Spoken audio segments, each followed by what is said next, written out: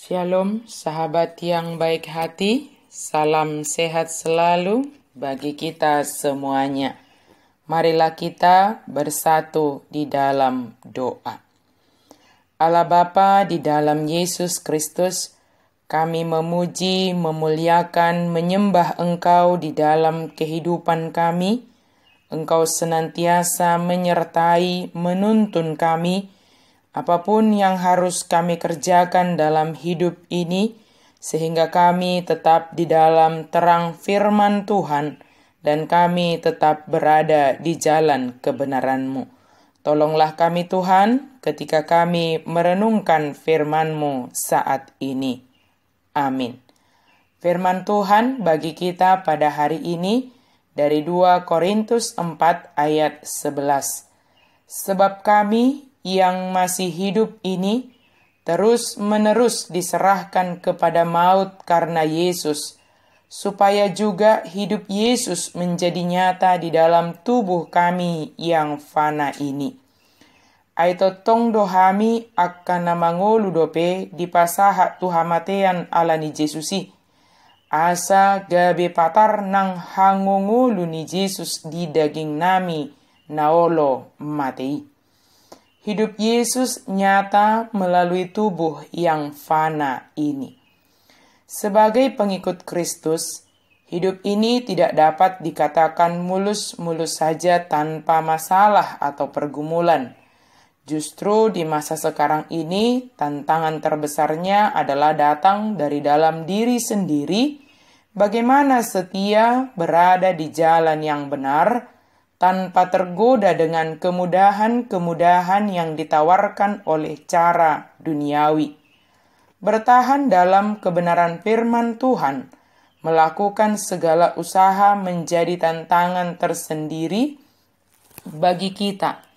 Mungkin sekali tantangan kita sebagai orang Kristen belumlah seperti Paulus yang dikejar bahkan hingga mau dibunuh karena pemberitaannya tentang Injil Kristus. Tetapi dalam penderitaannya karena Kristus, Paulus berbahagia, sebab memahami kuasa Yesus semakin nyata melalui dia. Paulus mengingatkan kita bahwa meskipun kita mungkin berpikir bahwa kita sudah tidak berdaya, kita tidak pernah kehilangan pengharapan kita. Tubuh kita yang dapat binasa cenderung terkena pengaruh dosa dan penderitaan, tetapi Allah tidak pernah meninggalkan kita. Karena Kristus telah memperoleh kemenangan atas maut, kita memiliki kehidupan kekal. Semua keadaan bahaya, penghinaan, dan pencobaan yang kita alami adalah kesempatan bagi Kristus untuk menunjukkan kuasa dan hadiratnya di dalam kita dan melalui kita. Kita harus bertanya kepada diri sendiri, sanggupkah saya menghadapi penderitaan dan perlawanan seperti yang dihadapi oleh Paulus? Sindrom kesuksesan adalah musuh besar dari pelayanan yang efektif. Dari sudut pandang duniawi, Paulus tidak begitu sukses. Seperti Paulus, kita harus menjalankan pelayanan kita dengan meminta kekuatan dari Allah.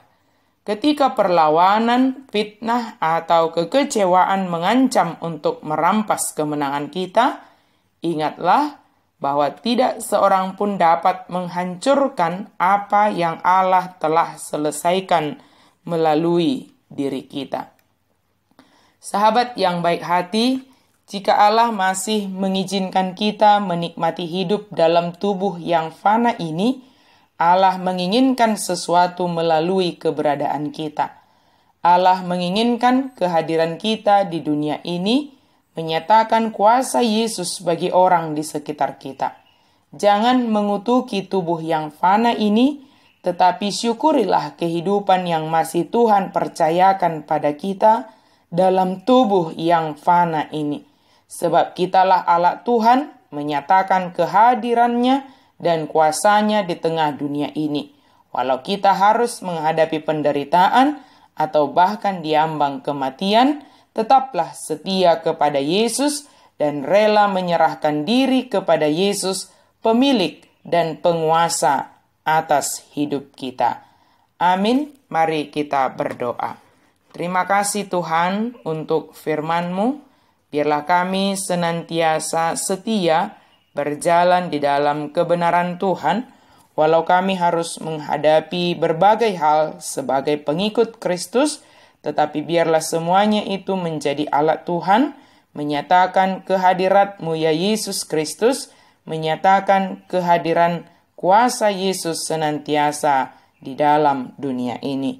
Dalam nama Yesus kami berdoa dan bersyukur. Amin.